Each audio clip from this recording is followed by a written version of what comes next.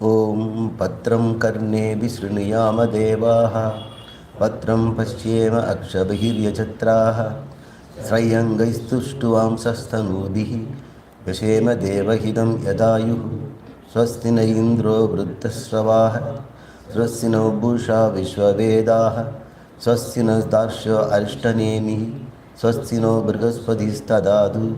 ஓம் சாந்தி சாந்தி சாந்தி.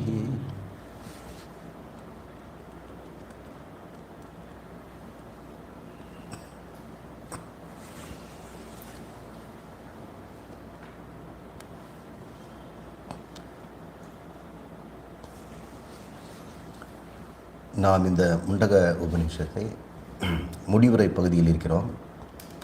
உபனிஷத்தே தன் ஒரு முடிவுரையாக கொண்டு வருகிறது. ஒவ்வொரு உபனிஷத்தும் ஒரு மையக்கருத்து உண்டு. 108 உபனிஷத்துக்கள் உள்ளன நம்மிடம் தற்போது இருப்பது. அப்படி என்றால் 108 மையக்கருத்து இருக்கிறதா என்றால் ஒரே ஒரு மையக்கருத்து தான். அனைத்து உபனிஷத்துக்கும் ஒரே குரலில் கோஷமிடுவது ஒரே கோஷம்தான். அது ஜீவ ஈஸ்வர ஐக்கியம். ஆத்மா தான் பிரம்மம். நான் என்று சொல்லுகின்ற அகம்தான் பிரம்மம். இந்த விஷயத்தை தான் அனைத்து உபனிஷத்தும் நமக்கு போதிக்கின்றன.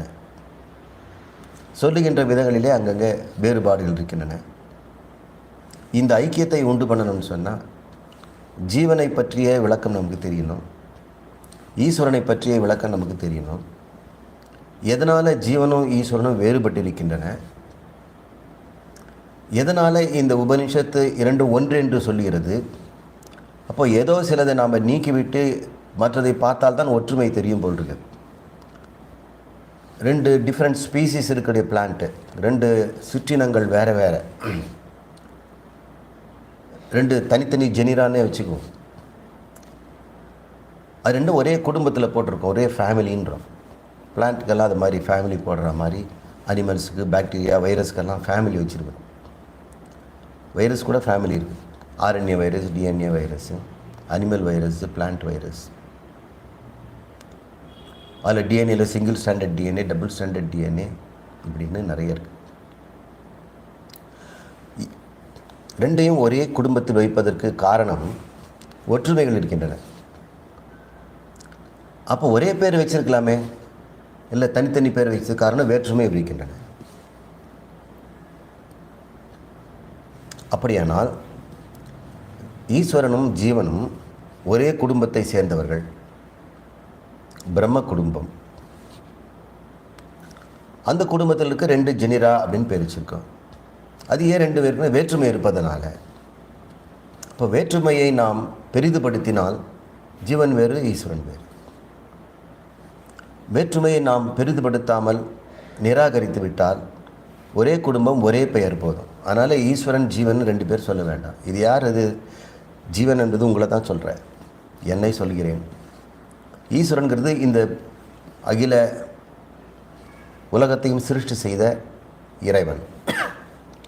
அப்போ இறைவனில் எதை நான் தள்ள வேண்டும், ஜீவனில் எதை தள்ளினால் ஈஸ்வரன் ஜீவனும் ஒன்றாவார்கள்.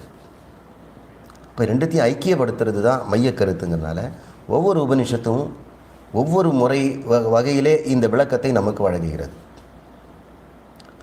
இந்த இடத்துல இந்த உபனிஷத்தில் நாம் குறிப்பாக சொல்லக்கூடிய எந்த விதமான ஐக்கிய வார்த்தையும் நாம் பார்க்கவில்லை. ஐக்கிய வார்த்தைகளாக இருப்பதெல்லாம் மகா வாக்கியங்கள்னு சொல்கிறோம். தத்துவமசி, அயமாத்மா பிரம்மம், பிரஜானம் பிரம்மம், வேற என்ன ஒன்று இருக்கே,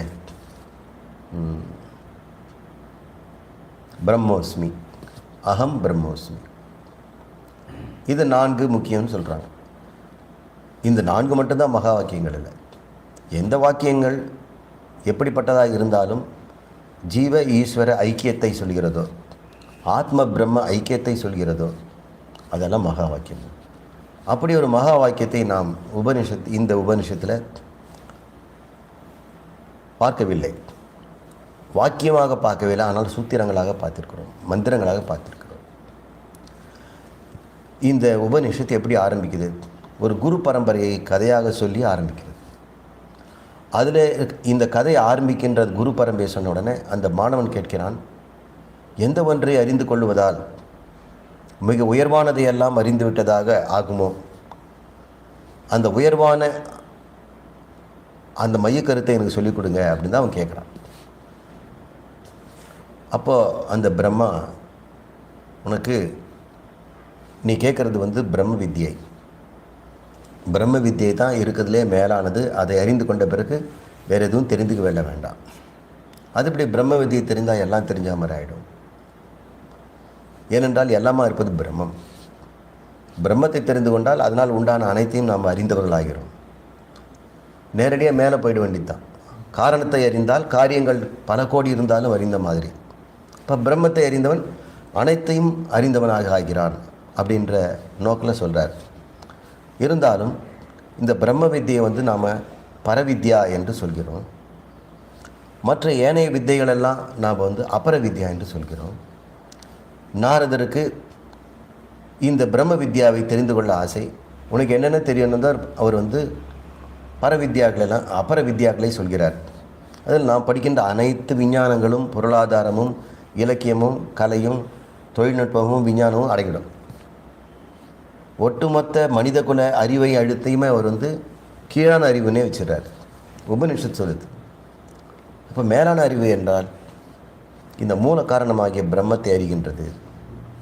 அந்த அறிவை பெறுவதற்கு எதுவோ அது பரவித்யா.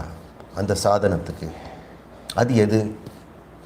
இந்த அபர வித்யான் கீழான சாதனம் சொல்லிச்சுல, அது லிஸ்ட்டு வரும்ல. அதில் ஒன்று முக்கியமானது வேதமும். வேதமே கீழான அறிவுன்னு வந்துடுதுன்னா அப்புறம் பிரம்மத்தை சொல்லி கொடுக்கறதுக்கு நான் எங்கே போகிறது? எனக்கு இருக்கிற பிரமாணமே அது ஒன்று தான். இந்த வேதம் தான் அதை சொல்லுது. இருக்கிறதுலே உயர்ந்த அறிவு பிரம்ம ஞானம். இந்த பிரம்ம ஞானத்தை கொடுக்கறதுக்கு இந்த வேதாந்தம் உதவாது அப்படின்னு சொல்லுது. அப்புறம் அது சொல்லுது, வேதாந்தம் உதவாதுன்னு நான் சொல்லலை. எந்த ஒரு சொல் இந்த அக்ஷரம் பிரம்மம், அக்ஷரம் என்ற சொல்லை உன்னை விளக்குகிறதோ, நீயாக உன்னை உணர வைக்கிறதோ, அந்த குறிப்பிட்ட சொல் அதுதான் பரவித்யா அப்படின்னு சொல்லு. அப்போ நீங்கள் இவ்வளோ கஷ்டப்பட்டு சொன்ன பிரம்ம வித்யெல்லாம் என்ன? எந்த ஒரு சொல் அல்லது எந்த ஒரு விளக்கம், அது குருவினுடைய விளக்கமாக இருக்கலாம், அல்லது உபனிஷத்துடைய சொல்லாக இருக்கலாம், வேறு எந்த மொழியில் இருக்கக்கூடிய சொல்லாக இருக்கலாம். எப்படிப்பட்டதாக இருந்தாலும் எது ஒன்று உன்னுடைய மயலை நீக்கி உன்னுடைய உண்மை அறிவை, உன்னுடைய சொரூபத்தை காட்டி கொடுக்கிறதோ அதுதான் உயர்ந்த அறிவு அப்படின்றார். இப்போ இங்கே முக்கியமான இடத்துல நிற்கிறோம். மயல் அறிவை நீக்கி அவிவேக அறிவை நீக்கி விவேகத்தை புகற்றுகின்ற அந்த அறிவு தான் மேலான அறிவு. அதுக்கு மேலே அறிவே கிடையாது. அதுதான் ஞானம் அப்படி. இப்போ மயல் அறிவு, மயல் அப்படின்னு நம்ம சொல்கிறது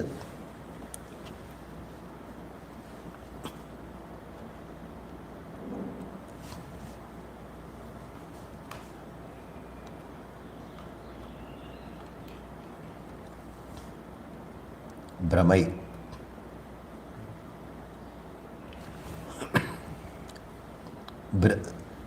பிரமை இல்லை, பிரமை.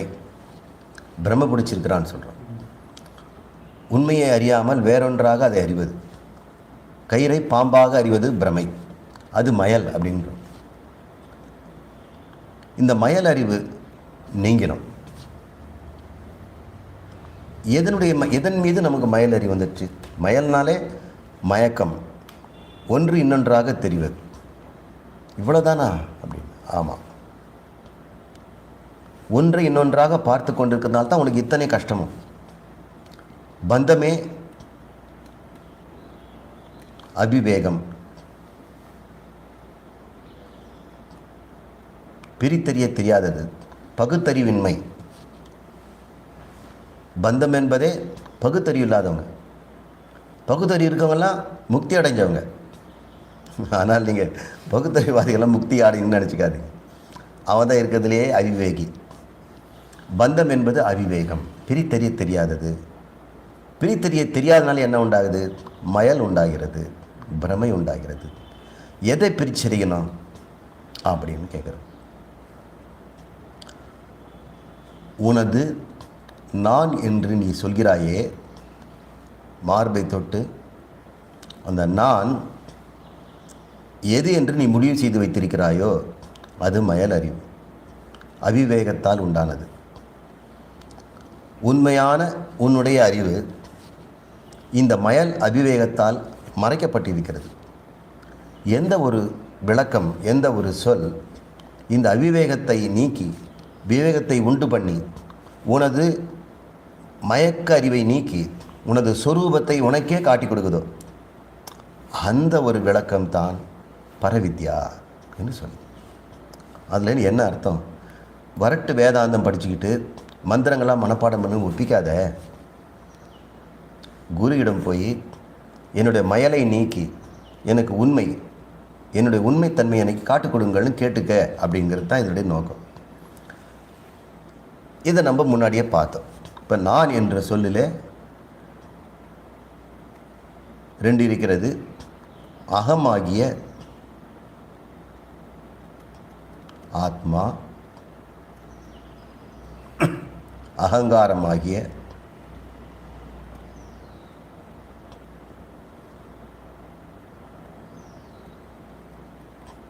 அனாத்மா,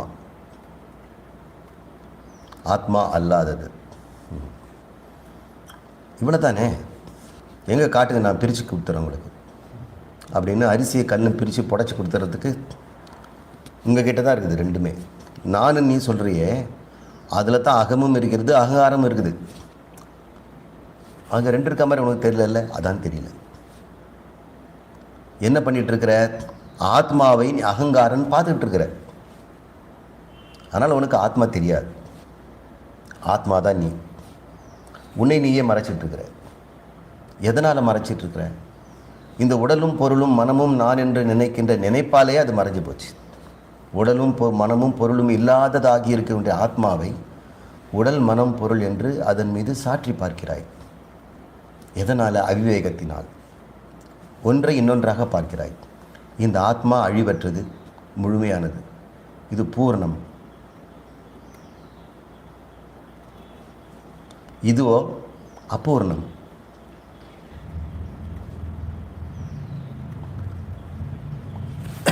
காலத்தால் அழியும், இடத்தால் அளவுடையது, பொருளால் அது அற்ப ஜீவன், அவ்வளோதான். ஆனால் ஆத்மா காலத்தால் அழிவற்றது. அது எப்பொழுதுமே இருக்கும். பிரபஞ்சம் தோன்றுறதுக்கு முன்னாடியும் இருந்து இப்பவும் இருக்கும், பிரபஞ்சம் இல்லாத போதும் இருக்கும். பிரபஞ்சம் முழுக்க அதுதான் இருக்கிறது.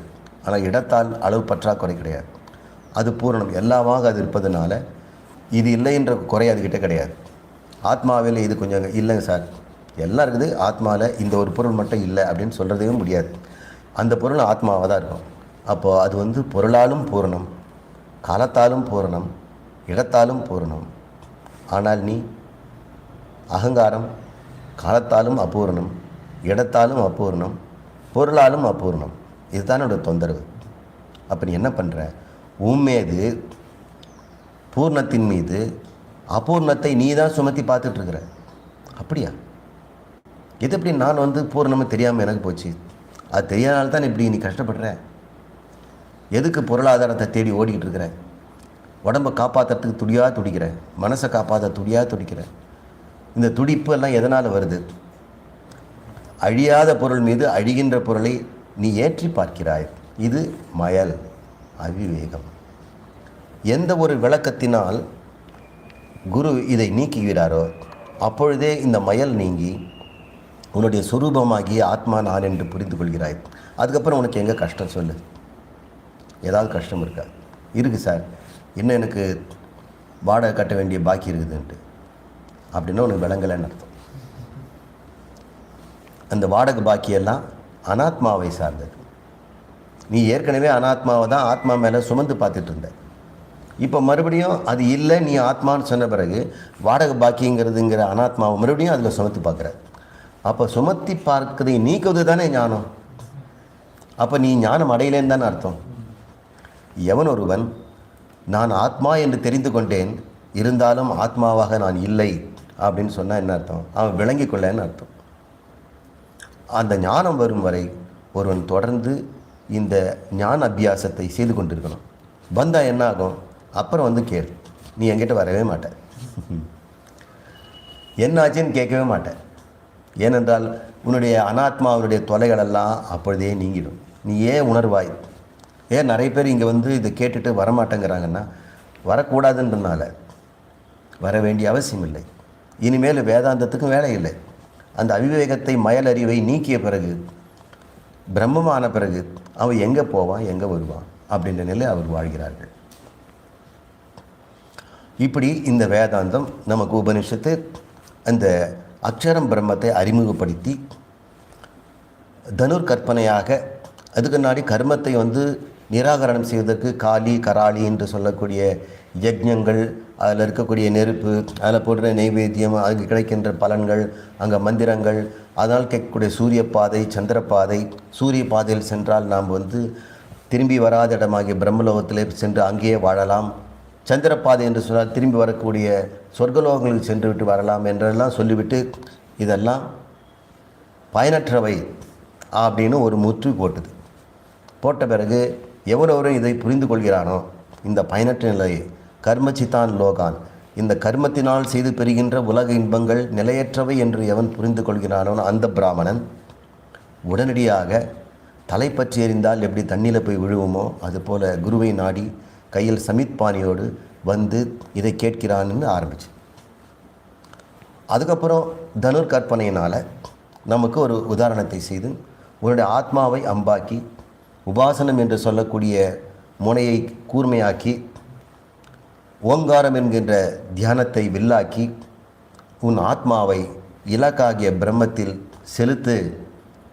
ஆத்மா என்ற அம்பு பிரம்மம் என்ற இலக்கில் சென்று தைத்து அது ஒன்றோடு கலந்து விடட்டும் என்று சொல்லுவதிலிருந்தே நாம் அங்கே கண்டுபிடிச்சிட்டோம். தத்துவமசி அங்கே தான் இருக்குது, ரெண்டு வெவ்வேறு இல்லை. அவ்வாறு சொல்லி முடித்த பிறகு நாம் இந்த பிரம்மத்தை பற்றிய விளக்கத்துக்கு நாம் நினைஞ்சோம். அந்த பிரம்மத்தை அறிந்தவன் என்ன அடைகிறான் என்பதை கடந்த சில மந்திரங்களில் நாம் பார்த்து கொண்டிருக்கிறோம். எவன் ஒருவன் யதா பஷ்யக பார்ப்பவன்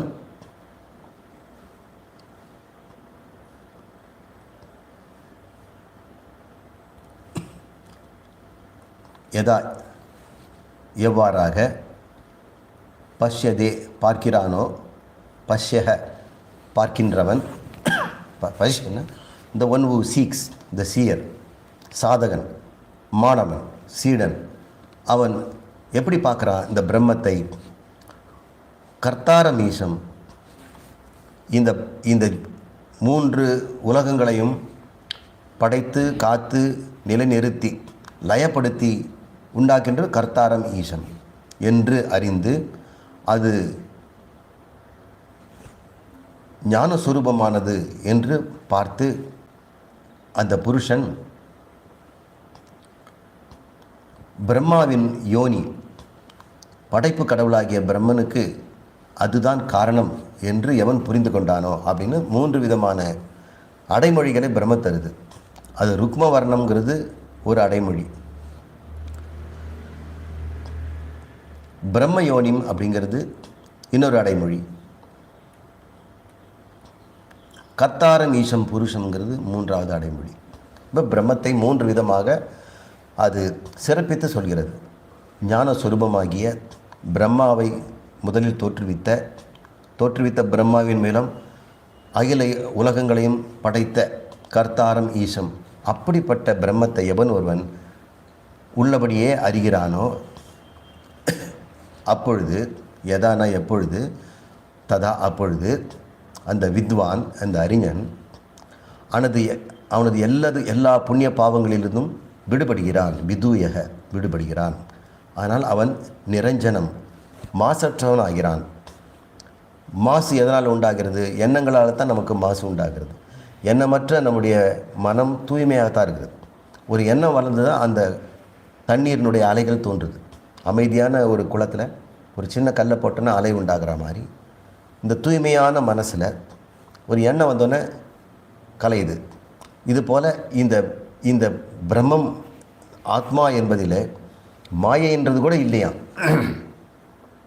அப்படிப்பட்ட தூய ஞான நிலையில் இருக்கும்போது நிரஞ்சனம், அது மாசற்றது, அது மேலானது என்று அவன் மேலான சாமியம் உபைதி. சாமியம் என்றால் சமன்பாடு, ஈக்குவேஷன். உபைதி என்றால் அடைகிறான். ஆத்மாதான் பிரம்மம் என்று அறிந்து கொள்கிறான். இதுதான் மகா வாக்கியம். பிரம்மம் பரமம் சாமியம் உபைதி. இது மகா வாக்கியம். இப்படி ஒவ்வொரு உபநிஷத்திலும் மகா வாக்கியம் விதவிதமாக இருக்கும். இது தெரியாதவங்க என்ன சொல்கிறாங்க, 4 மகா வாக்கியம் இருக்குது அப்படின்னு நினச்சிட்டு இருக்காங்க. ஒரு வேதத்துக்கு ஒன்றாக நம்ம எடுத்துக்கிட்டோம். 4 வேதம் இருக்குனால் 4 மகா வாக்கியம் ஒரு வேதத்துக்கு ஒன்றாக. இப்படி பார்த்தா உபநிஷத்து ஒன்றுமே மகா வாக்கியத்தை சொல்கிறது தான் வந்துருக்குது. அதனுடைய தாத்பரியம்.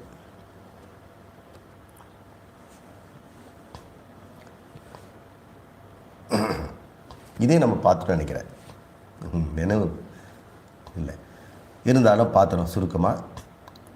பிராணோ ஹியேஷ யஹ சர்வபூதைஹி விபாதி விஜானன் வித்வான் பவதே ந அதிவாதி ஆத்மக்ரீட ஆத்மரதிஹி கிரியாவான் ஏஷ பிரம்மவிதாம் வரிஷ்ட. இப்படி எந்த ஒருவன் அறிந்து கொண்டானோ அந்த சமன்விதான் உபைதி, பிரம்மத்தோடு சமானம் ஆகிவிட்டானோ, இனிமேல் அவனுக்கு நான் பிரம்மம் என்ற 2 பொருள் இல்லை, ஒன்று தான் இருக்கிறது என்று சற்று கூட ஐயமில்லாமல் அவன் ஏற்றுக்கொள்ளணும்.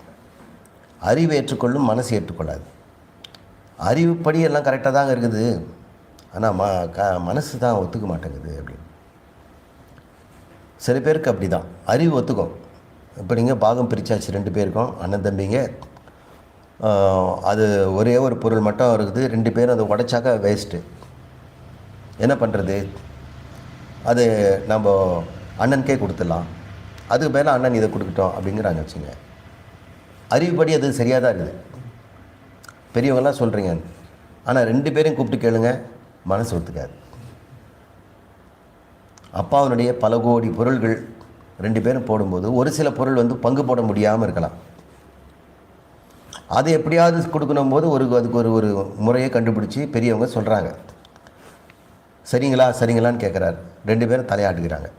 அப்போது 2 பேரும் தலையாட்டது எதன் அடிப்படையில்? அது உண்மை, சரி, நியாயங்கிற அடிப்படையில். ஏன் தயக்கத்தோடு சொல்கிறாங்க? மனம் ஒன்று இருக்குது, அதுக்கு ஒத்துக்க மாட்டேங்குது. இந்த பிரச்சனை எல்லாருக்குமே இருக்குது. அறிவினால் ஆத்மா நானுங்கிறது சந்தேகமெல்லாம் தெரிஞ்சுக்கிட்டேன். எப்போ கூப்பிட்டு கேட்டால் நான் மிக 1 மணி நேரம் லெக்சர் கொடுப்பேன் ஆத்மாவை பற்றி. ஆத்மா தான் இந்த உலகத்தை படைத்த கடவுள் அப்படின்னு சொல்லும்போது அதையும் நான் விளக்கிடுவேன். அந்த சமன்பாடு நம்ம பார்த்தோம். 2 ஒரே ஃபேமிலி. இந்த ஜெனரிக் டிஃப்ரென்சஸ் நம்ம நெகேட் பண்ணிட்டோம்னா, ஏன் நெகேட் பண்ணுறோம்? அது இல்லைன்னு, அது பிடிக்கலைங்கிறதுனால இல்லை, அது பொய்ங்கிறதுனால. பொய்யான வேற்றுமையை நாம் பெருசுப்படுத்திக்கிட்டு மெய்யான ஒற்றுமையை விட்டுடுவாங்களா யாராவது? ஆத்மாவும் பிரம்மம் ஒன்றுங்கிறது மெய்யான ஒற்றுமை. ஈஸ்வரன ஜீவங்கிறது வேறுங்கிறது பொய்யான வேற்றுமையில் வந்தது. உண்மையான வேற்றுமையாக இருந்தால் நம்ம அதை சமன்படுத்தவே முடியாது. வேற்றுமையே பொய். அப்போது பொய்யான வேற்றுமை எவ்வளோ பெருசாக இருந்தானே, எவ்வளோ சின்னதாக இருந்தானே. அதனால் ஒட்டுமொத்தமாக ஜீவன் ஈஸ்வரங்கிறத தள்ளிட்டு என்னுடைய ஆதார வஸ்துவாகிய ஆத்மாவும் பிரம்மம் ஒன்று பண்ணிட்டோம். அப்படிப்பட்ட அறிவு ஒருத்தனுக்கு வந்துடுச்சுன்னா அவன் பேர் வித்வான், அவன் ஜீவன் முக்தன். அப்படி வாழணும். அவன் எப்படி வாழறான்? முன்ன மாதிரியே சாதாரண மனிதனாக வாழ்ந்தால் அப்போ அறிவில் அவனுக்கு இந்த ஞானம் சென்று விட்டது. ஆனால் மனது இன்னும் அதை ஏற்கவில்லை. அதுக்காக என்ன பண்ணணும்? இந்த மனது பகுதி அறிவு சமப்படுத்திக்கிறதா? சரி, இந்த அறிவெல்லாம் வேஸ்ட்டு, மனம் சொல்கிறதான் கரெக்டுன்னு போயிடுவானா? வித்வான் மனதை திருத்துவான். இதைத்தான் நம்ம நிதித்தியாசனம்னு சொல்கிறோம்.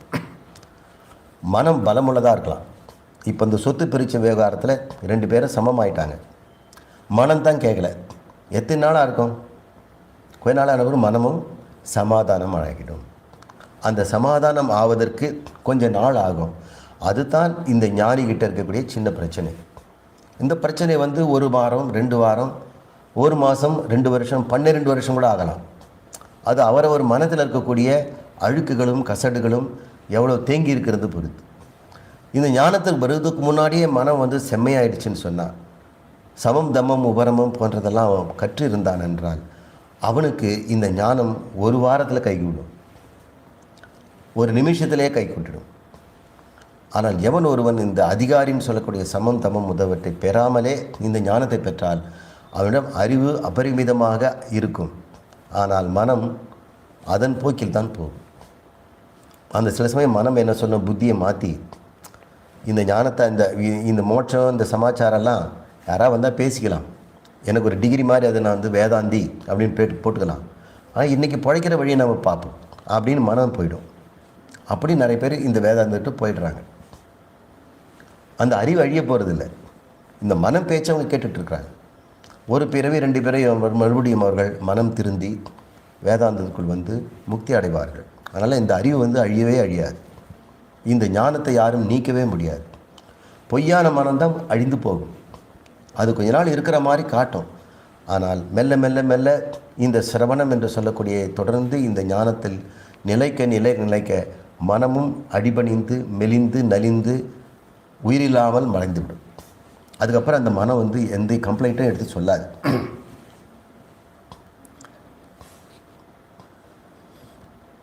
அப்படிப்பட்ட அந்த வித்வான்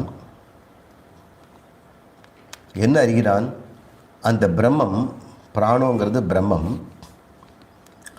சர்வபூதைஹி விபாதி, அந்த ஒன்று தான் ஹி ஏஷங்கிறது வந்து ஒரு சப்தம், நிச்சயமாக அப்படின்னு அர்த்தம். ஏஷ என்றால் அந்த, இது பிரம்மம், பிராணங்கிறது பிரம்மம். அந்த பிரம்மம் அல்லது நான் தான் சர்வபூதைஹி விபாதி, எல்லா ஜீவர்களாகவும் எல்லா பூதங்களாகவும் பஞ்சபூதங்களாகவும் இங்கு வசிக்கின்ற எல்லா ஜீவர்களாகவும், எல்லா ஜீவர்கள்னால் கோயம்புத்தூரில் இருக்கிற ஜீவர்களோ இந்தியாவில் இருக்கிற ஜீவர்களோ இல்லை. சில பேர் உங்களை வந்து ஞானின்னு ஒத்துக்கலைன்னா அவங்க என்னுடைய ஜீவன் நீங்கள் சொல்ல வேண்டியதில்லை. அப்படி கிடையாது. ஆப்பிரிக்காவில் இருக்கிறவன், கடலடி இருக்க திமிங்கிலம், ஆக்டோபஸ், அதெல்லாம் கூட எல்லாமே சர்வபூதை. வானுலகத்தில் இருக்கின்ற தேவர்கள், யக்ஷர்கள், கந்தர்வர்கள், பிரம்மா, விஷ்ணு, இவங்கெல்லாம் அவங்களும் சர்வபூதையில் அடங்கிடுவாங்க.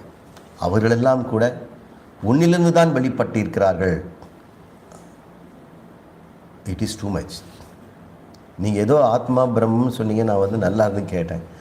கடைசியில் நீங்கள் எனக்கு இப்படி ஒரு டேஞ்சர் கொண்டாந்து போட்டிங்களே. இந்த உலகத்தை படைத்தவன் நானுங்கிறீங்க, பிரம்மாவும் எங்கே தான் இருக்கிறார், என்னிலிருந்து வெளிப்பட்டவர், விபாதின்னா தோன்றியவர், இப்படி சொல்லிட்டீங்களே, அதுக்கு நான் அருகதை உடையவனா அப்படின்னு கேட்குறேன். பார்த்தீங்களா, நீ ஆத்மாவாக இருக்கிற பிரம்மமாக இருக்கிறதுக்கு எதுக்கு அருகதை தேவை? உன் மனதுக்கு வேணால் அந்த அருகதை இருக்குதான்னு கேட்கலாம். எனக்கு அருகதையாக நீ கேட்கக்கூடாது. ஏன்னா எனக்குன்னு சொல்லும்போது நீ ஆத்மாவை குறிப்பிடுகிறாய். ஆத்மாவுக்கு நிச்சயம் அருகதை இருக்கிறது. அதனால தான் சொல்லுது. நீ சந்தேகப்படுவது எந்த அடிப்படையில்? ஆத்மாவின் அடிப்படையில் இல்லை. 2 நிலைப்பாடு இருக்கிறது. அகங்கார நிலைப்பாட்டிலேருந்து நீ வந்து பயப்படுற. ஆத்ம நிலைப்பாடுன்னு சொன்னால் நியாயம்னு ஒத்துக்கிற. அப்போ உன்னிடமே இந்த விவேகம் இன்னும் வந்து சரியாக வரலைன்னு தெரியுது. 2 இருக்குதுன்னு தெரிஞ்சுது. ஆனால் ஒன்று பொய்ன்னு நீ ஒன்றும் கண்டுபிடிக்கவே இல்லை. இந்த பொய்யென்று கண்டுபிடிக்கிற போது தான் இந்த மெய்யானது தானாக வெளிப்படுது. மெய் என்பது தெரிந்து விட்டாலும் கூட உனக்கே அது பயன்படணும்னா இந்த பொய்யை நீ பொய்ப்பிக்க வேண்டியிருக்கிறது. அகங்காரத்தை பொய்யென்று நிராகரித்த பிறகுதான் நிராகரிக்க மெய்யாகிய உன் தன்மை உனக்கே விளங்கும்.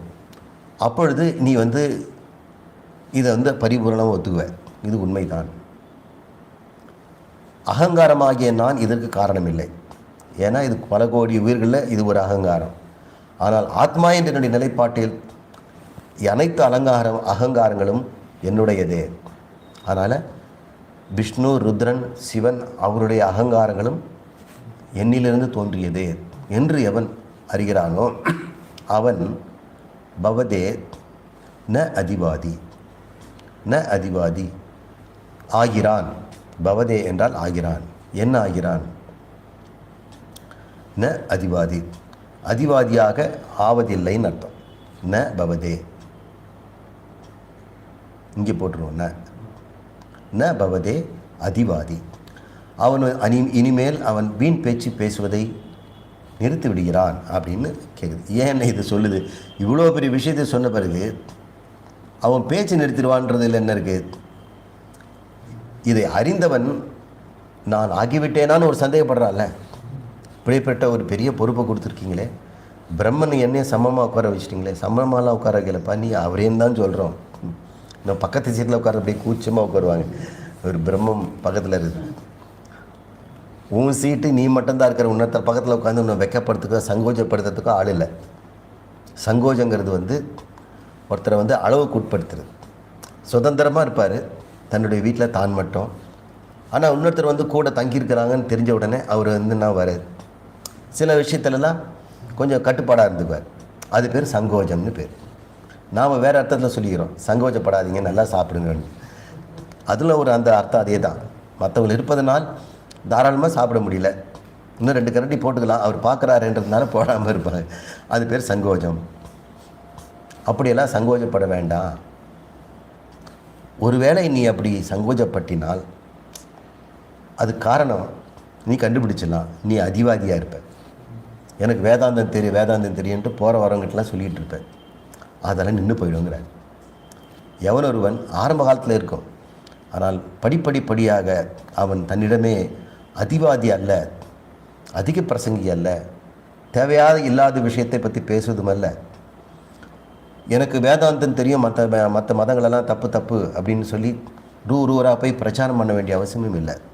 நீ கூட நிறைய பேர் பண்ணியிருக்கீங்களா சார் அப்படின்னா, உங்களுக்கு அதெல்லாம் மனநம்ங்கிற கிரந்தத்தை நான் சொல்லிக் கொடுக்கணுங்கிறதுனால மற்ற மதங்களை எப்படி நம்ம கண்டிக்கணும்னு தெரியணும். அப்போ தான் சங்கரர் இந்த சொல்லிக் கொடுத்துருக்கிறார்.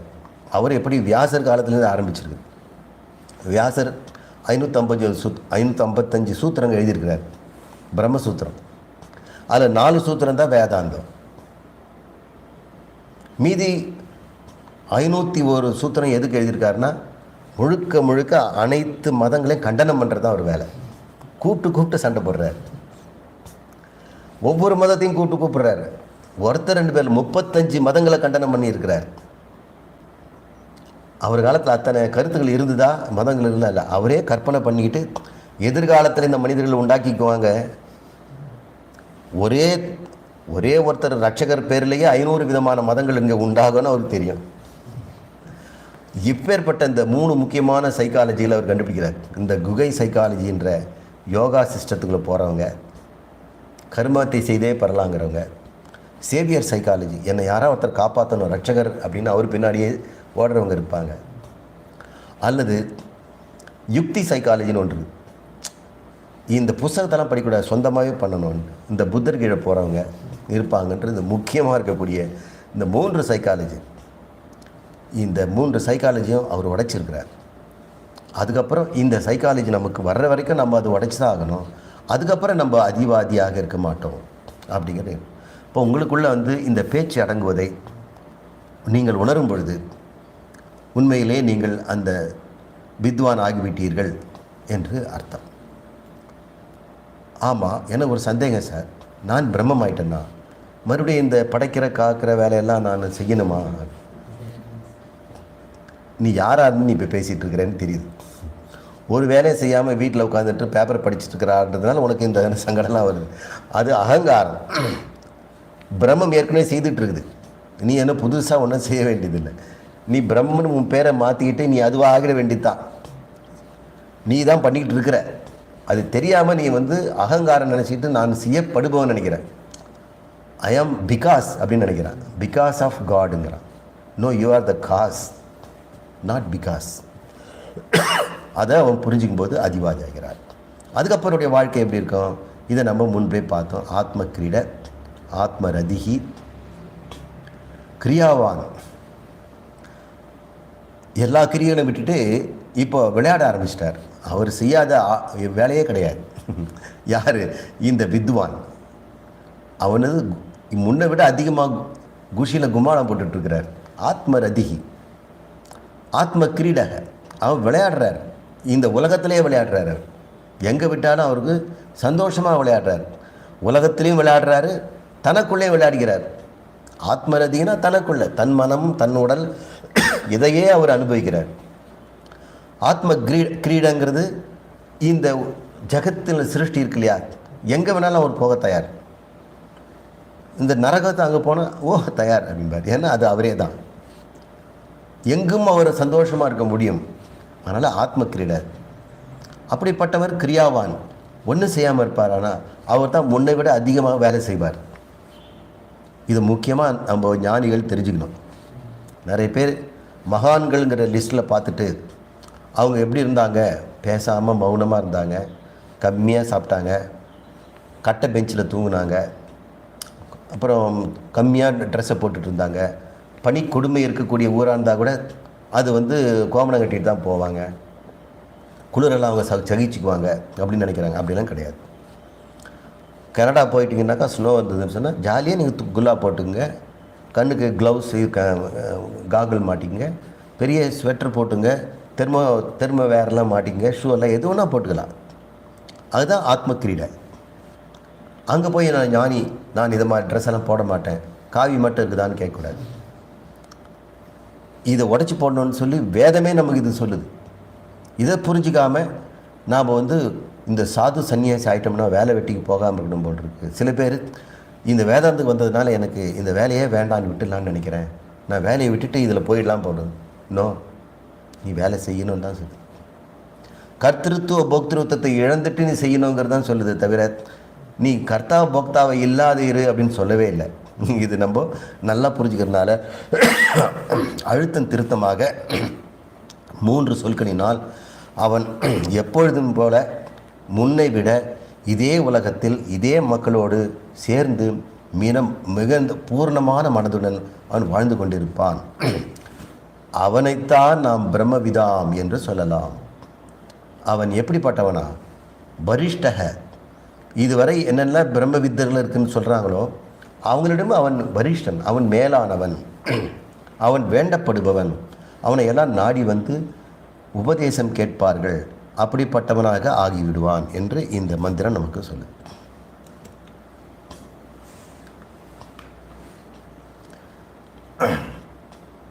சத்யேன லப்ய தபசா ஹி ஏஷ ஆத்மா சம்யக் ஞானேன பிரம்மச்சரியேன நித்யம் அந்தஹ சரீரே ஜோதிர் மயோ ஹி சுப்ரஹ யம் பஷ்யந்தி யதயஹ சீன தோஷா.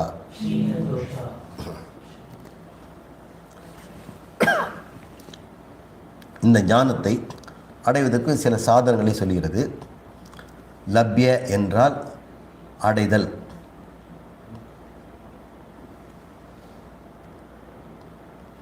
இதுலேருந்து தான் லாபம்ங்கிற வார்த்தை வருது. லபதே, லாபம் நம்ம தமிழில் சொல்கிறோம், நஷ்டம் லாபம். அந்த லாபம் தான் லப்யதே. எதனால்? சத்தியேன தபசா மற்றும் சம்யக் ஞானேன பிரம்மச்சாரியேன அப்படின்னு சொல்லுது. இந்த பிரம்மச்சாரி என்றது நித்தியம் பிரம்மச்சாரியன்னு, அவன் நித்திய பிரம்மச்சாரியாக இருக்கணும். அப்படின்னா எனக்கு வேண்டாங்க. இது ஒரு சாதனன்றதுக்கு பயமாக இருக்குது. என்ன சொல்கிறீங்க? இந்த நிச்சயமாக நான் சொல்லக்கூடிய இந்த மேல் சொல்ல அந்த ஆத்ம கிரீடர், அந்த ஆத்மரதி, இந்த நிலையை நான் அடையணும்னு சொன்னால் நித்திய பிரம்மச்சாரியாக இருக்கணும். அது வேண்டாங்க. ஏன்னா பிரம்மச்சாரின்னா நமக்கு பயம். கல்யாணம் செய்துக்கூடாது. கல்யாணம் செய்துட்டா கூட பரவாயில்ல, மாற்று பாலினத்தை கண்கொண்டு பார்க்கக்கூடாது, காமாவசத்தில் விழுந்துடக்கூடாது அப்படின்னு பிரம்மச்சாரியத்தை தப்பாக சொல்லியிருக்கிறாங்க. பிரம்மச்சாரியங்கிறது இந்த ஞான உபதேசத்தில் குருகுல வாசத்தில் வாழ்வது. நித்தியம் பிரம்மச்சாரியன் என்னென்னு அர்த்தம் தான். இந்த பாடம் படிக்கிறது விட்டுடாதேன்னு அர்த்தம். இது ஸ்கூல் படிக்கிறது பற்றி சொல்கிறாங்க. சரியான டீச்சர் இல்லாதனால தப்பாக இருந்தாலும் இதுக்கு நிறைய பேர் பயப்படுறாங்க. பிரம்மச்சாரியம் விரதம் இருக்கணும், பிரம்மச்சாரியம் விரதம். அவன் எல்லாம் நிறைய இருக்கிறாங்க, அவங்ககிட்ட அந்த பிரம்மச்சாரியம் இல்லாதனால தான் அவன் கெட்டு போய் இப்படி ஆகிட்டான் அப்படின்னு பலவிதமாக இந்த பிரம்மச்சரியங்கிறத தப்பாக புரிஞ்சுக்கிறாங்க. பிரம்மச்சரியங்கிறது அது ஒன்று தான், அதாவது திருமணமாகாத நிலைன்னு உண்டு. நம்ம வர்ணாசிரமத்தில் தர்மத்தில் அப்படி சொல்லுவாங்க ஆரம்ப காலத்தில். முதல்ல பிரம்மச்சாரியம், அப்புறம் கிரகஸ்தன், வானப்பிரஸ்தன், கடைசியாக சன்னியாசின்னு. அப்போ பிரம்மச்சாரியங்கிறது என்ன, கல்யாணம் செய்கிறதுக்கு முன்னாடி நிலை தானே. அதனால் கல்யாணம் செய்யாத பிரம்மச்சாரி அப்படின்னு நினச்சிட்டு இருந்தாங்க. அவன் கல்யாணம் செய்ததுன்னா பிரம்மச்சாரி இல்லை, அவன் படிச்சுக்கிறதுனால பிரம்மச்சாரி. அவன் படித்து கொண்டிருப்பதனால அவன் கல்யாணம் செய்துக்க முடியாது. ஆனால் இவங்க என்ன சொல்கிறாரு, நீ கல்யாணம் பண்ணினாலும் வானப்பிரஸ்தனாலும் சன்னியாசாலும் படிக்கிறத விட்டுறாதேங்குது. அதுதான் நித்தியம் பிரம்மச்சாரியானு. நான் பிரம்மச்சாரி ஸ்டேஜெல்லாம் தாண்டிட்டு நான் வானப்பிரஸ்தன் ஆகிட்டேன், நான் கிரகஸ்தன் ஆகிட்டேன், எனக்கு வேதாந்தாலாம் வேண்டான்னு சொல்லிடாத. இது எந்த வயசுலையும் படிக்கலாம். தொண்டுக்கவனாக கூட நீ பிரம்மச்சாரி தான். இந்த வேதாந்த கிளாஸை நீ இந்த யூடியூப்பில் கேட்டுட்டு இருக்கும்போது பிரம்மச்சாரின்னு அர்த்தம். இவ்வளோ நேரம் நம்ம உட்காந்துட்டு இருக்கல, அதுவே போதும் நீ பிரம்மச்சாரிங்க. புலநடக்கத்துக்கு அது அடையாளம் அப்படின்னு இது சொல்லுது. சம்யக் ஞானம் வேணும். இந்த சம்யக் ஞானம், ஞானம் என்றால் அறிவு, சம்யக்னா உயர்ந்த, தூய, தெளிவான, நன்றாக பெற்ற ஞானம். என்ன ஞானம் அது? நம்ம முதலே ஆரம்பத்தில் சொன்ன இல்லையா, மயல் அறிவு நீக்குதல், பிரமை அறிவு, அகங்காரத்தை ஆத்மா என்று முடிவு கட்டியது. அகங்காரத்தை ஆத்மா என்று முடிவு கட்டியது. அப்படியே மாற்றி போட்டுட்டோம். இந்த டம்ளர்களுக்கு வந்து அந்த டம்ளரில் ஊற்றிட்டோம், அந்த டம்ளருக்கு வந்து இந்த டம்ளர் ஊற்றிட்டோம். இப்போ என்னாச்சு, எந்த டம்ளர் எங்கன்னு தெரியல. சில கதையில் அப்படி தான், ஒரு டம்ளரில் விஷம் வச்சுருப்பாங்க, இன்னொரு கண்ணில் வந்து பால் இருக்கும், ரெண்டும் ஒரே மாதிரி இருக்கும். அப்படியே தட்டை கொண்டாந்து வச்சுருப்பாங்க. இதை கொடுத்துடக்கூடாது, இதை தான் கொடுக்கணும், இது நம்ம எடுத்து குடிக்கணும் அப்படின்னு வச்சுருப்பாங்க. அவன் பேச்சுவாக்கில் இந்த நாகேஷ் இந்த சினிமாலெல்லாம் அப்படி தான் பண்ணுவான். அதை மாற்றி மாற்றி வச்சுடுவான், எல்லாம் ஷோ பண்ணுவார் இந்த வேலையை. ஏதோ கதையில் அப்படி பார்த்தேன். இப்போ குழம்பிட்டோம், எதுன்னு தெரியல. எது குடிக்கிறதுன்னு அவன் கொண்டு வந்து வச்சுட்டு அவனே குடிக்க பயப்படுறான், எதனால் கொடுக்கறதுக்கும் பயப்படுறான். இப்படிப்பட்ட வாழ்க்கையை நமது. We are confused. இப்போ தெளிவாகி போச்சு. புத்திசாலி இருந்தனா டம்ளரில் ஒரு மார்க் பண்ணியிருப்பான், அந்த மார்க்கை வச்சு இவன் கண்டுபிடிச்சலாம். இப்போ என்ன மார்க்கு? சரி, நான் என்பதில் வந்து அகம் இருக்குது, அகங்காரம் இருக்குதுங்கிறீங்க. அகத்துக்கு என்ன மார்க்கு, அகங்காரத்துக்கு என்ன மார்க்கு அப்படின்னு அதைத்தான் இத்தனை வருஷமாக சொல்லிகிட்டு இருக்கோம். அது சத்தியம், ஞானம், அனந்தம், பிரம்மம். இது மீதி எல்லாமே இது பொய்யானது அனைத்துமே இந்த அகங்காரம். அது சத்தியமும் அல்ல, அது ஞானமும் அல்ல, அது கடன் வாங்கிய ஞானம், ஜடம். அது ஆனந்தமும் அல்ல, அது முடிவடையக்கூடியது. அப்போ எது வந்து முடிவடையக்கூடியதோ, எது ஜடமானதோ, எது ஒன்று இருப்பில்லாததோ, சத்தும் இல்லாதது, சக்கையோ, அது அகங்காரம். இதை கண்டுபிடிச்சிக்கலாம்ல, மார்க் பண்ணிட்டோம். இந்த மார்க் பண்ண பிறகு இப்போ நீங்கள் எந்த டம்ளர் எடுத்து குடிப்பீங்க? உங்களை யார் வந்து இனிமேல் மார்க் பண்ண விஷ டம்ளர் குடிக்க சொல்கிறாங்க? இனிமேல் எவனுமே விஷ டம்ளர் தொடமாட்டான். பால் எடுத்தா இருந்தோம், அது அமிர்தம். அந்த அமிர்தத்தை குடிக்கிற அந்த எந்த ஒரு ஞானம் உனக்கு இந்த டம்ளர், 2 டம்ளரில் எது அகங்காரம், எது அகம்னு கண்டுபிடிச்சி, அல்ல எது விஷம், எது சம்சாரம், எது முக்தின்னு கண்டுபிடிச்சி வச்சுட்ட பிறகு நீ ஜாலியாக அது குடிச்சிக்க வேண்டியதானே. பக்கத்தில் டம்ளரில் வந்து விஷம் இருந்தால் உனக்கு என்ன பயம்? நீ தீண்ட வேண்டாம், அதோடு சம்மந்தப்பட வேண்டாம், அதை நம்ம கொட்டிட வேண்டாம், எதுவுமே செய்ய வேண்டாம். நீ எனக்கு வேண்டியதை எடுத்துக்கோ. இது தான் வந்து அன்னப்பட்சி தண்ணியை விட்டுட்டு பாலை குடிக்கணும்னு சொல்கிறாங்க. அதனால் அன்னத்தை வந்து ஞானத்தினுடைய அடையாளமாக வச்சுருக்கிறோம். அதனால் வந்து உண்மையாகவே அன்னப்பட்சிக்கு கொண்டு போய் தண்ணி பாலை கொடுத்து அது வந்து பாலை குடிச்சு தண்ணி வைக்கணும்னு அப்படிலாம் செய்யாதீங்க. அது பாலை குடிக்கிற பறவையே இல்லை. அது வந்து எப்போவுமே சகதியில் இருக்கிற புழு சாப்பிட்ற பறவை. அன்னப்பட்சியினுடைய என்னன்னா, அன்னம்னாக்கா இந்த ஞானம். இந்த ஞானமானது விஷத்தை நீக்கிவிட்டு அமிர்தத்தை பறக்கணும். இது தான் பார்க்கடலில் அவர் கடைஞ்சி அமிர்தத்தை அவர் குடிச்சிக்கிட்டார். ருத்ரன் அவர் கழுத்தில் போய் நின்றுடுச்சு. அவர் மித்தியாவை எடுத்துக்கிறார், சத்தியத்தை மட்டும் நம்ம கொடுத்துட்டார். அப்படிப்பட்ட ஞானம் சம்யக் ஞானம். அந்த ஞானத்தாலும் தொடர்ந்து இந்த பிரம்மச்சாரிய குருகுல அல்லது இந்த உபதேசத்தையே வாழ்க்கையாக கொண்டு கல்வி பெற்றவனுக்கு அது தபஸ் ஆகிடுது. இதுதான் தபஸ், வேறு ஒன்றும் இல்லை. இந்த தபஸ் எப்படி இருக்கணும்? நேர்மையாக இருக்கணும், சத்தியன. இந்த சத்தியமான தபஸினால் பிரம்மச்சாரிய வாழ்க்கையில் பெற்ற சன்ம ஞானத்தினால் அவன் நிச்சயமாக தூய்மையானதான ஜோதிர்மயமான தனது ஆத்மாவை சரீரத்திற்குள்ளேயே கண்டுபிடிக்கிறான். எங்கேயோ இல்லை, கைலாயத்தில் போய் கண்டுபிடிச்சாங்க.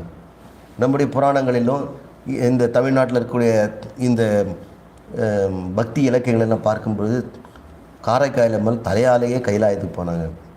நான் முதல்ல அதை படிக்கும்போது ஷாக் ஆகிட்டேன். எதுக்கு இந்த பாட்டி அழகாக இருந்த பொம்பளை வந்து அசிங்கமாகிட்டாங்க, அவர் இளமையே போயிடணும்னு, எனக்கு இந்த அழகு வேண்டான்னு போனாங்க. அது ஒரு பெரிய வேஸ்ட்டு. அழகாக இருந்தாங்க ஞானம் வராதுன்னு அர்த்தமா என்ன? அப்போ வயசான கிழவிகளுக்கெல்லாம் ஞானம் வந்துடும். இப்போ அப்படிலாம் வராது. எனக்கு முதுமை வேணும்னு கேட்டாங்களாம். அதுக்கப்புறம் அவங்க வந்து இந்த சிவன் இருக்கின்ற மலையில் நான் நடந்து போகக்கூடாதுன்ட்டு தலையாலே போனாங்களாம். இதனுடைய அர்த்தம் என்ன? தலையால் யாராக போவாங்களா? தலையில் புத்தி இருக்கிறதுனால புத்தியால் போனாங்கன்னு அர்த்தம். காரைக்காமையால் புத்தி சத்துவ புத்தியினால் சமயக் ஞானத்தினால கைலாயத்தை அடைந்தாங்கள வந்து இப்படி எழுதி வச்சுட்டாங்க. இப்படி சொல்லி கொடுத்தோம்னா நமக்கு ஓ அப்படிங்களா. நான் இப்போது இதெல்லாம் படிக்கும்போது நாங்கள் சாதாரண மக்களுக்கு நம்ம இந்த ஜென்மத்தில் இல்லை பல கோடி ஜென்மமும் நம்ம காரைக்கால் மேலே ஆகவே முடியாது, காரைக்காமல் என்ன காப்பாற்றுமா அப்படின்னு சேவியர் புத்தியிலே இருப்போம். அவங்கள கோயில் வச்சு கும்பிட்டுட்டு நாம் வந்து படையல் சாப்பிட்டுட்டு வீட்டுக்கு வந்துடுவோம். இப்படியே பல சந்ததிகள் போகும். நம்ம பேர குழந்தைகள் இதே தான் செய்வாங்க. காரைக்கிழமை ஒருத்தர் ஆக மாட்டார். இது வரைக்கும் ஜீசஸ் மாதிரி இன்னொரு ஜீசஸ் வரவே இல்லை. ஏன்? ஜீசஸ் அப்படின்னு சொல்லி கொடுக்கல. நான் இயேசு, நான் வந்து பரமபிதாவின் புத்திரன், நீங்களெல்லாம் புத்திரன் ஆகிறதுக்கு இப்படி ஆயிடுங்கன்னு சொல்லிக் கொடுக்கணும்ல. அவர் சொல்லிக் கொடுத்தா தானே. முதல்ல அவர் தெரிஞ்சிருந்தால் சொல்லிக் கொடுத்துருப்பாரு. அவருக்கு அது தெரியாது. தெரியாததுனால தான் சொல்லிக் கொடுக்காமல் இருக்கிறார். தெரிந்திருந்தால் சொல்லாமல் இருக்கவே மாட்டாங்க. ஏன்னா உபநிஷத்தை அதை சொல்லி தான் இருக்குது. அப்படிப்பட்ட தன்னுடைய சரீரத்திற்குள்ளேயே அவன் தேடுகிறான். இந்த பரம்ஜோதியாகிய பரமாத்மாவை இந்த உடம்பிலேயே அவன் கண்டு கொள்கிறான். அந்த சுப்ரம்னா தூய்மையானது. பஷ்யந்தி பார்க்கிறான். எதையகனா இந்த மொத்தையும் செய்கின்ற எவன் ஒருவன் தபசு ஞானம் பிரம்மச்சாரம் செய்கிறானோ அவன் பேர் யதி. யத அப்படின்னா எத்தனத்தில் குறிக்கோளில் ஆர்வமுடன் விடாமுயற்சின்னு இருப்பவர்களுக்கு யதன்னு பேர். அவன் விட மாட்டேங்கிறான், அவன் பேர் யதி. யதையக அப்படின்னு சொன்னால் இந்த யதியானவன் அவன் அனைத்து தோஷங்களிலிருந்தும் விடுபடுகிறான் அப்படின்னு மறுபடியும் இந்த மந்திரம் நமக்கு சில புகழ்ச்சி முறைகள் நமக்கு சொல்கிறது.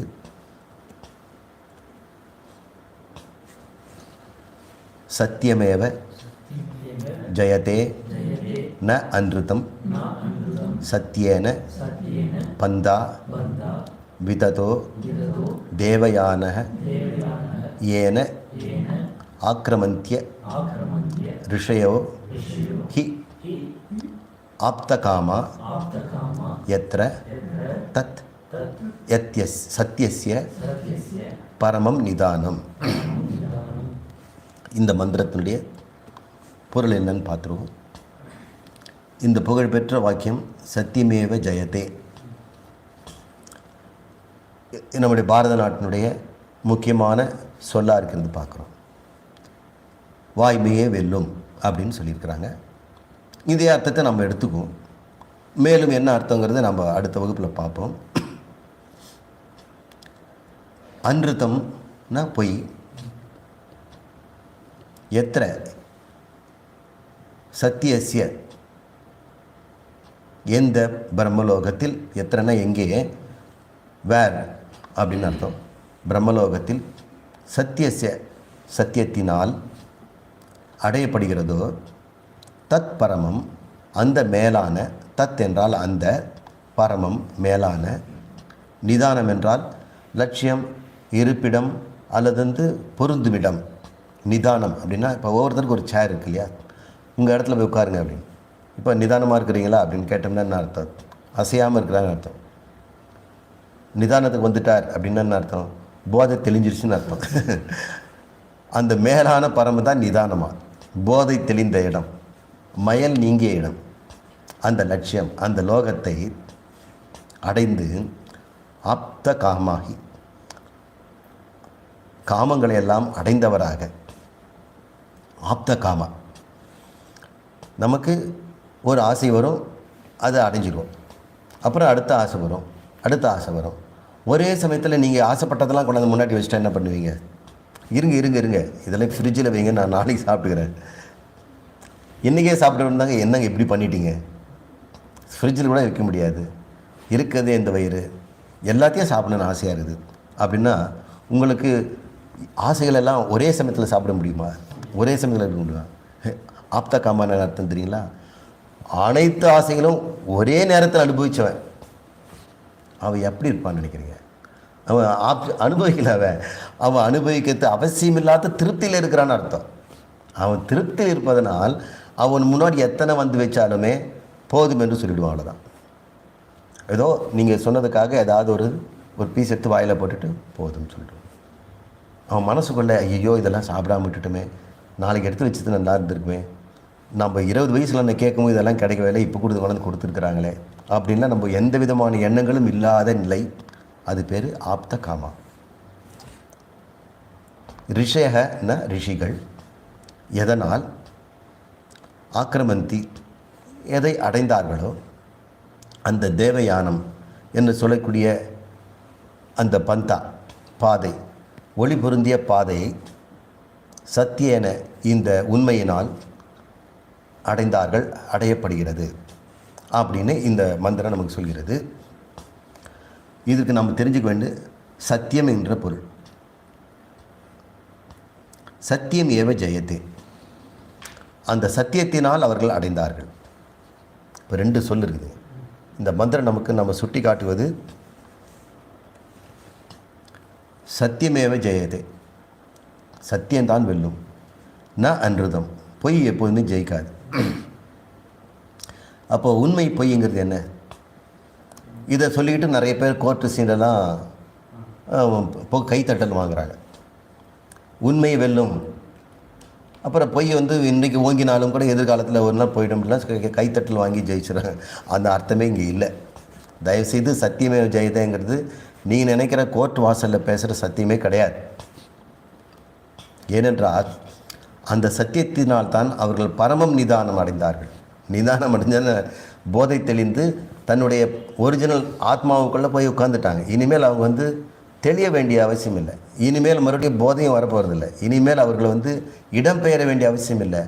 அந்த இடம்பெயர அவசியம் இல்லாமல் ஆப்த காமமாக இருக்கின்ற எந்த ரிஷிகள் அடைந்தார்களோ, ஆக்கிரமந்திய இந்த ரிஷிகள் எந்த ஒரு சத்தியத்தினால் அனைத்து ஆசைகளும் நீங்கி இந்த பரம நிதானத்தில் போய் இருந்தார்களோ அந்த சத்தியம், அதுதான் பந்தா, ஒரே வழி.